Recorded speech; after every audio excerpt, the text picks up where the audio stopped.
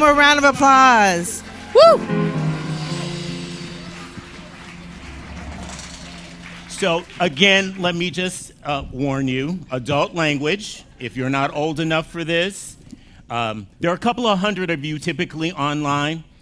Couple of things. Number one, adult language. You have to make a decision, self-select if you need to. The second thing is, what you're going to hear this morning, if you have a group that needs to have a social justice message, this group would be welcome to come to your facility and do that.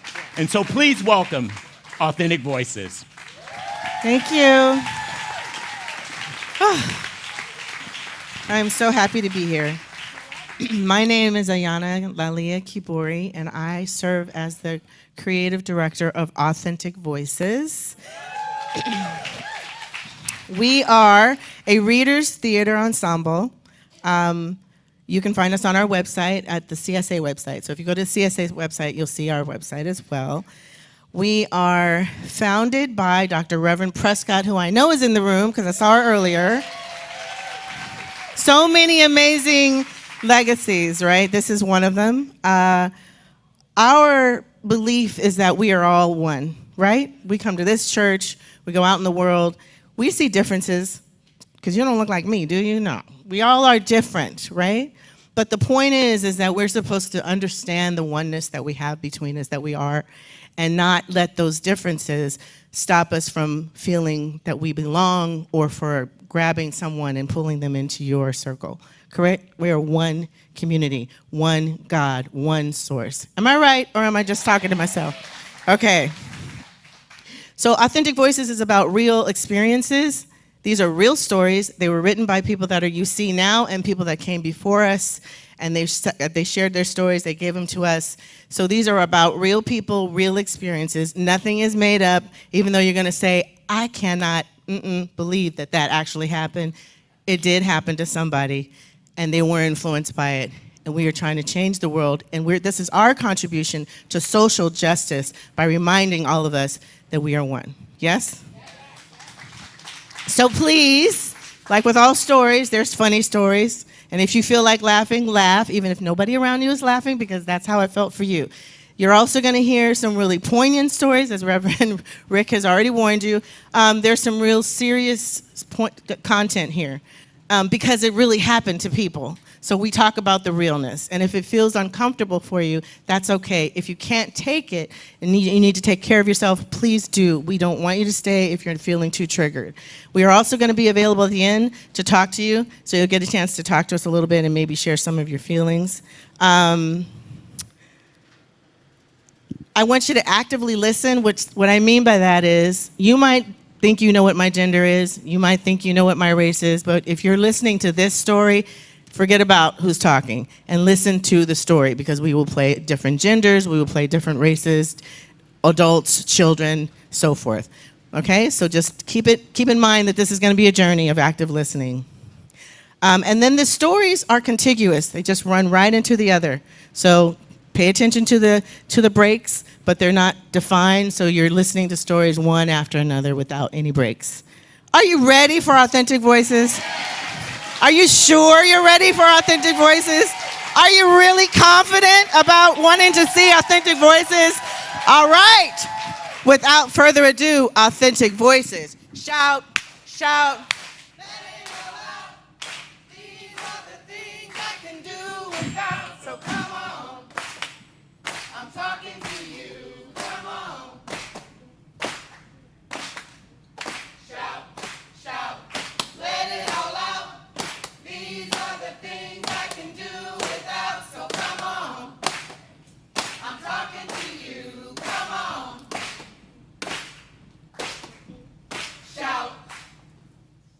I was told about a preacher who said devils don't exist, speaking words reminiscent of ancient texts. So I decided to be a guest. I didn't know what to expect. As I walked into the church, I began to second guess. Like my notebook pages, all I could see were white faces. There were a few other races, but mostly white faces. I guess church really is segregated. Can't help but thinking these folks aren't my neighbors. Or better yet, how many congregants who have black friends or been inside of someone darker skinned? Am I accepted or just hanging on the fringe? Are we really all God or is it just pretend? Our mom drilled into my head that family is all you have, and you always need to be there for each other. Now, being the oldest of 6 kids, I took her words to heart. I had a very close relationship with my brother, and we talked about everything. But when he got involved with the fundamentalist Christian church, life changed for both of us. You know what, sis?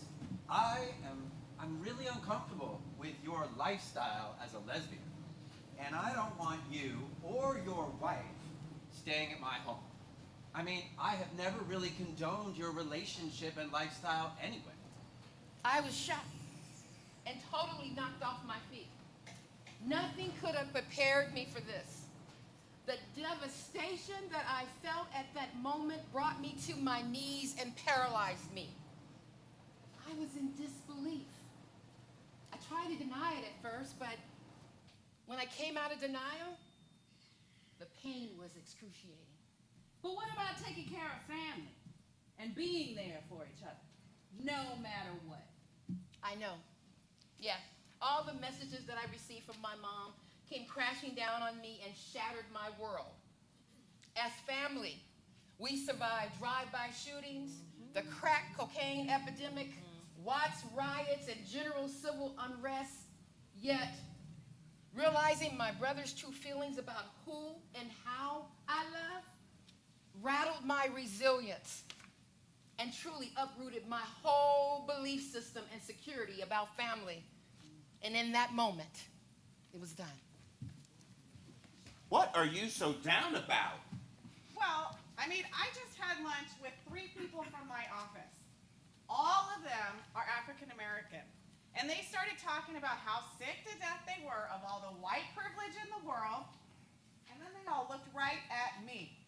Ouch. I've heard people talk about that before, but I'm not sure what it means. I mean, I'm white and I don't feel privileged. Having white privilege doesn't mean you haven't suffered. It means you haven't suffered due to your skin color. As a white guy, I see my privilege all the time. For example, when I was a kid in the suburbs, my buddies and I, we stole a car. Went for a joyride. We got pulled over. Know what happened? Mom and Dad came to pick me up from the police station. No charges filed. Imagine I was a young black kid from South Sac. Whole different story. I felt it too. Once I was pulled over and the police planted drugs in my car. I was arrested, but I was never afraid of being killed by that officer. Imagine if I was black. Whole different story.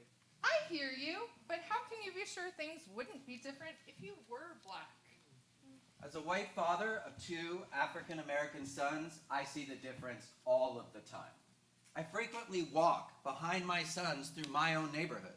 Some of my neighbors, they glare at my kids and then they smile at me. Okay, but here's the thing. I didn't ask to be born white. Maybe it's easier for me in this society, but what am I supposed to do about it? Just sit around and feel guilty? I don't think you need to feel guilty. Just become more aware. If you are white in this country, whether you ask for privilege or not, you have it, and you benefit from it. So it's not okay to be oblivious to white privilege anymore. I think it's my responsibility to spend some of this unearned privilege to the benefit of those who don't have it. And above all else, Know your white privilege and use it to end racism.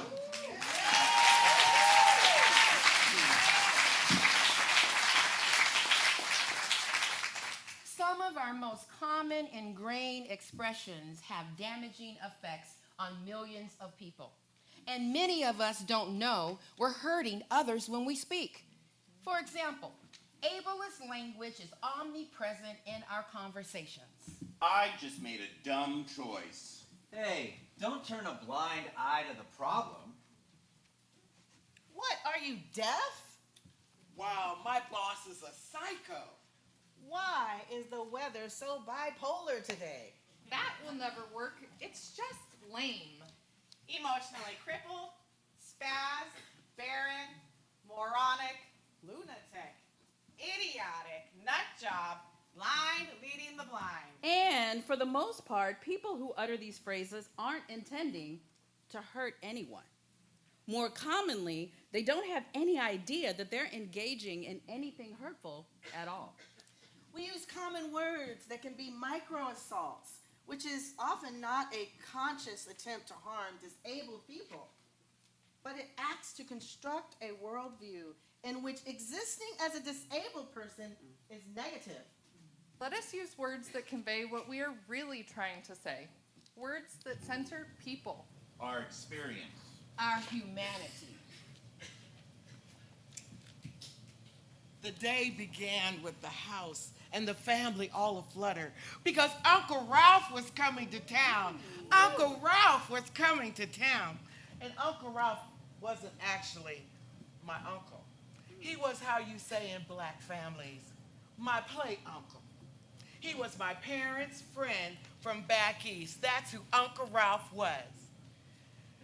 I remember seeing pictures of him pushing me in my stroller when I was a baby on one of our yearly vacations to Disneyland. So on this particular visit, when Uncle Ralph finished dinner, he proclaimed to my parents, Dot and Ed, tonight I want to sleep with my girls. oh,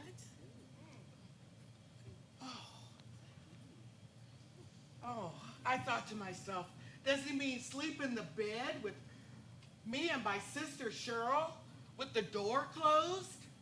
I looked at my mother and father and they both seemed a bit shocked, but they agreed. That night, my mother and father put our two twin beds together and Uncle Ralph laid in the bed between his two girls as my mother and father shut the door and walked away. The light in the room was off, so I could see my mother and father pacing back and forth in front of the door. I could hear them softly say to each other, This does not feel right. What are we doing? as I laid it there in the beds with Cheryl and Uncle Ralph. I realized that Uncle Ralph was busy trying to get his hands in between my sister's legs as she squirmed and struggled. I was not understanding what was truly going on, but I knew that my sister needed help. So I began to pinch Uncle Ralph and hit him on his back, trying to stop him, but I never screamed, "Stop it!" And neither did my sister. We both tried to fight him off in our own little quiet ways. Finally, the door burst wide open and in rushed our parents. You need to sleep in the other room. Yes, this does not feel right. Go sleep in the guest room. My father barked at Uncle Ralph.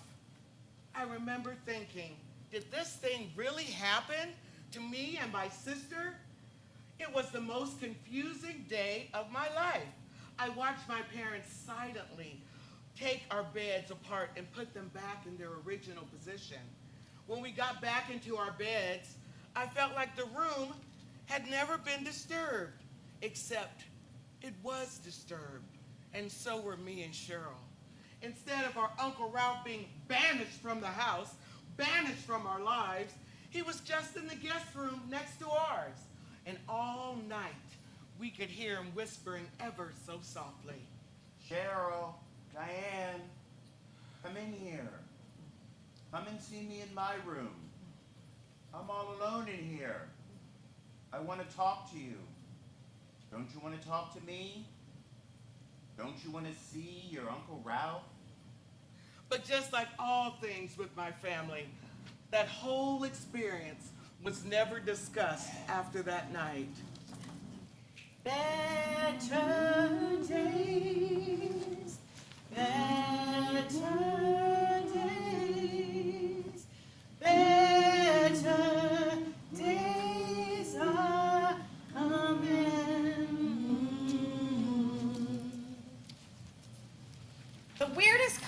realization I ever had was at the grocery store. And this little kid is staring at me. I know it's coming, so I just brace myself. And finally the kid asks, Are you a boy or a girl? I'm a girl, what are you? And the kid says, I'm a boy. okay, I said good. And then the kid's mother shows up and, Gloria, are you bothering this lady?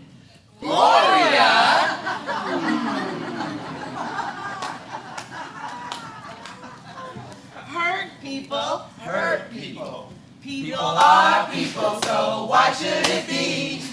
You and I should get along so awfully. People are people, so why should it be? You and I should get along so awfully. Boom, boom, boom. When I was young, I used to pick on this overweight Mexican kid. Why? No reason, really. I think I did it just to make myself feel better. One day, I filled a cup of Tabasco sauce, and I told him to drink it. I said it was Mexican Kool-Aid. And he did. And he nearly threw up. Hurt people, hurt people. In high school, there was an older black kid who used to pick on me, the skinny little white kid. One day, as I was trying to dodge the fastballs that he threw at me by the PE backstop, I heard one of his friends ask him, Why do you pick on that little white boy? and he answered, to pay white people back for slavery. Hurt people, hurt people. I had an abusive father who used to punch and kick me to release his anger. I feared him, and I grew up insecure. So you know what I did? I punched and kicked my little brother. Hurt people, hurt people. And one day my dad told me, You need to stop hurting your little brother, because what you're doing to him could be considered child abuse. and I remember thinking, of course it is, you jerk. Where do you think I learned it from? Hurt people, hurt people. Now my elementary school bully, he was mean. He made fun of me and he pushed me around a lot. But my family, we eventually moved away and I gladly left him behind. Years later. I found out his father shot him and his entire family while they slept one night. Hurt people, hurt people. the words a white teacher never wants to hear came blasting across the entire 5th grade classroom. A black student shouted, Teacher, you're racist. 30 years in this profession.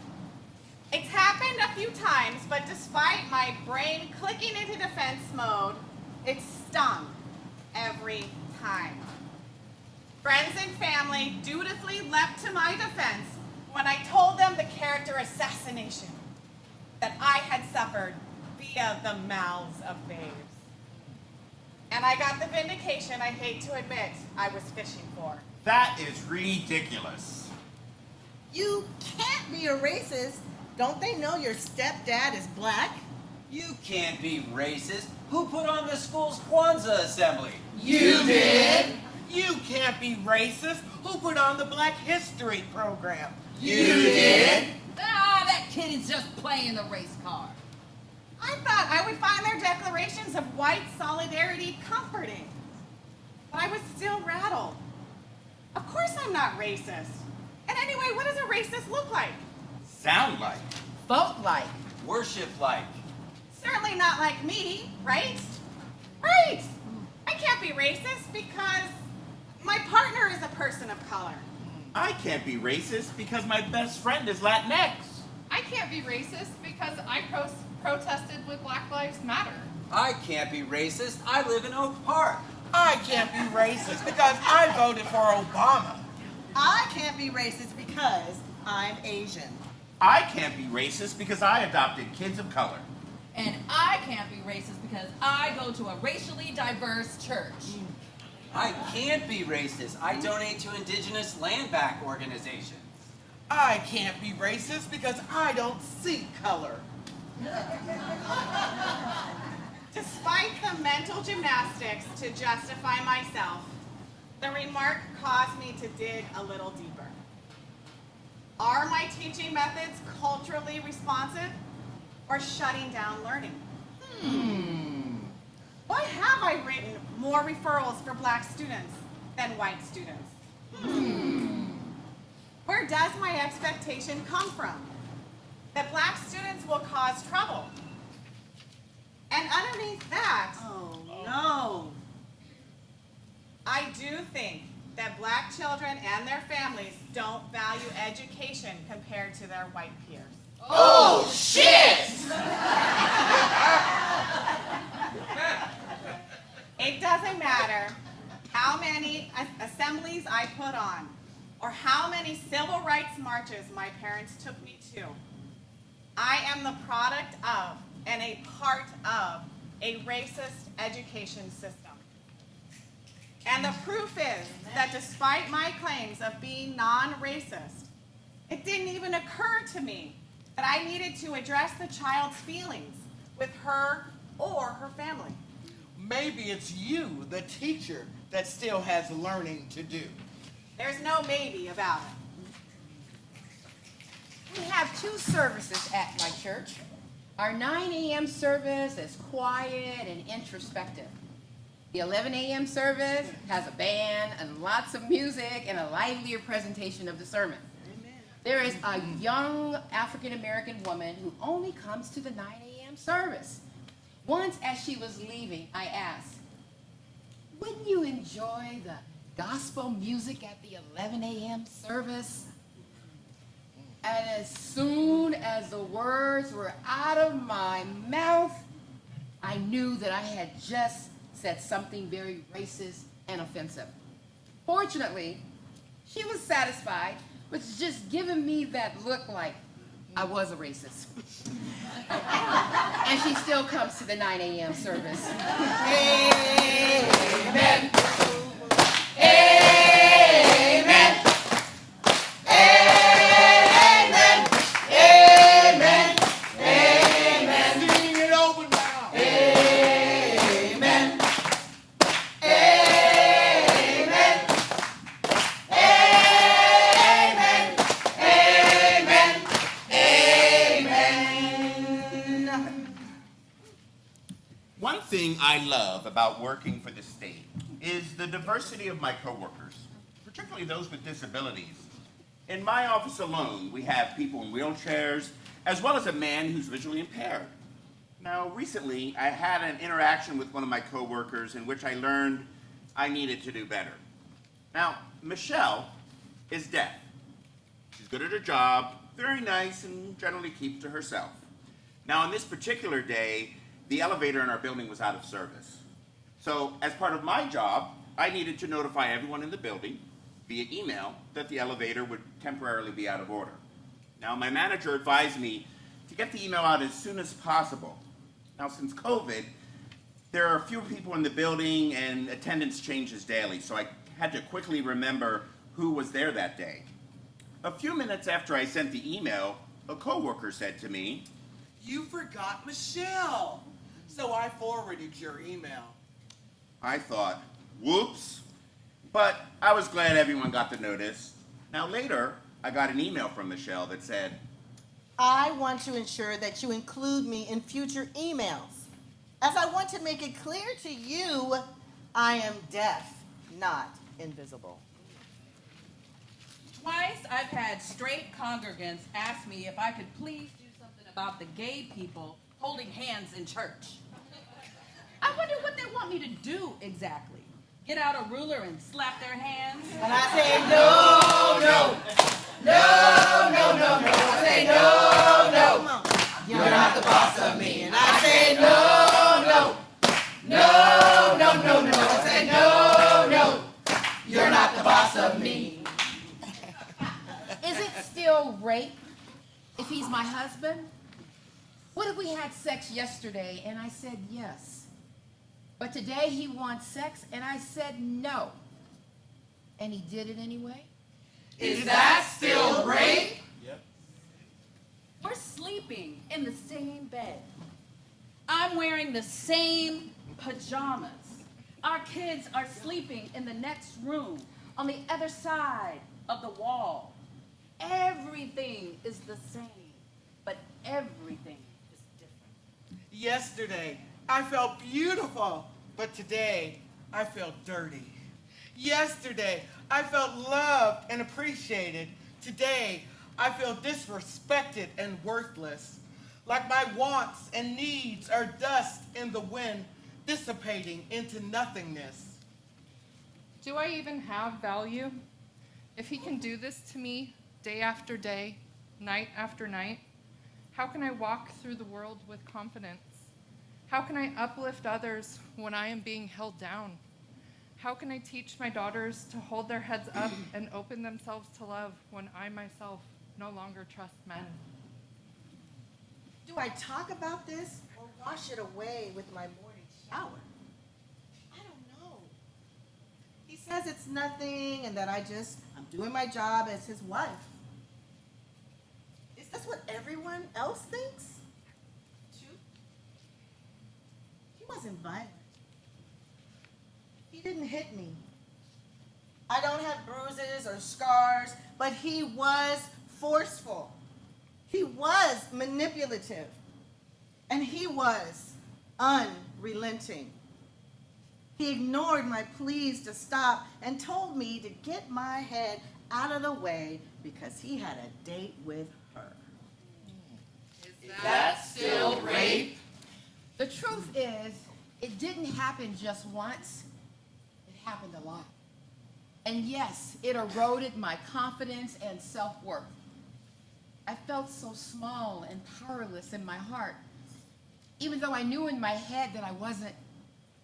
But he manipulated me into staying anyway. How many other women are living this way? It took me many years to finally admit to myself. Yes, it is still rape. Even by a husband, or should I say ex-husband, and yes, You are finally free. I am finally free. No one even knows the pain I feel inside. From all these feelings, I wear a mask to hide. No one even knows the darkness inside me. And the one person who does, running from me, she did flee. No one knows this pain or the never-ending sadness. From the world I run and hide. Why do I have to feel like this? Please, somebody take me away. From this awful mental disease. Someone take away my torturing. Won't someone hear my pleas? Hi, friend. Did you hear about the new directive from Stacy? No, what is it? Well, we now must document each call that we make to the practitioners and to the database. It's going to add a lot more time to do the work. All right, do you think that it's a done deal or is she open to feedback? I think she may be open. Okay, well, I'm going to go chat with her. Do you want to come with me? Sure, I'll go with you. Knock, knock. Hi, Stacy. Ramona told me that the new direction Oh my and I God. just want... I just talked to Ramona about this.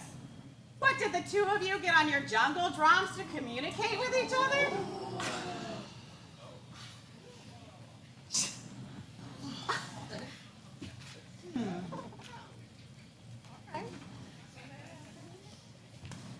Ah, Sabenya, Mama, Sabitza, Mala. Shout, shout, let it all out. These are the things I can do without, so come on. I'm talking to you, come on.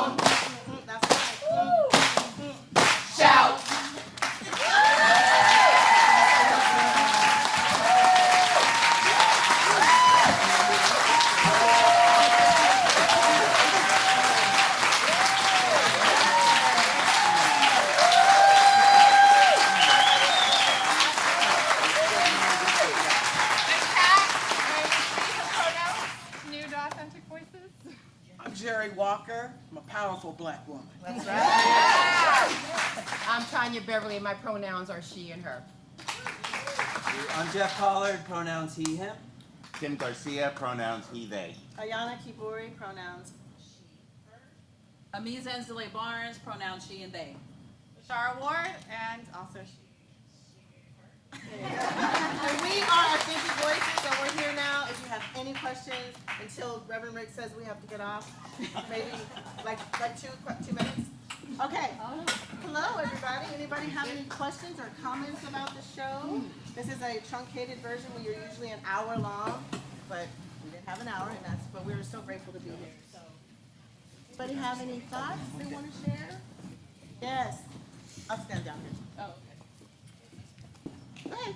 I just want to say that I've been to several of these authentic Voices. voices, and each one is so deep. It gets you thinking, going, and really opens up to probably stuff that you didn't even know. So I thank you. Thank you from the bottom of my heart. I see your hand right here. Often when I talk to people who are struggling, it's like if you're framing it to be right or to make someone wrong, you usually don't get your result. But when you go for what's effective, you have possibility. The way you do this is framing it right down the path of giving people an opportunity to take a different look. And by not framing it as wrong or right, which we do without meaning, it actually can cause a shift. So this was a beautiful example of catching people's attention in a way that actually might make the difference. Thank you so much. Let's see, I don't want to take up, we are so grateful to you, Reverend Rick, for having this time. I don't want to take up any more time. If you have any more questions for us, just find us. We're happy to talk to you because that's what this is about, having conversations and learning and loving. Yeah? Thank you.